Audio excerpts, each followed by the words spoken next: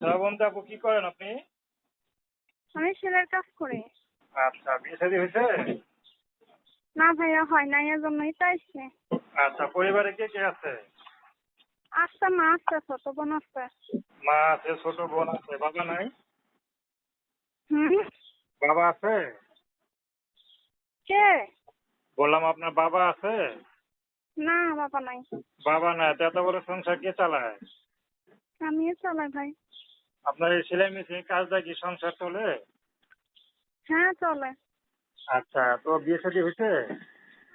না, হয় নাই। তো বিয়ে শাদী করতে হবে না?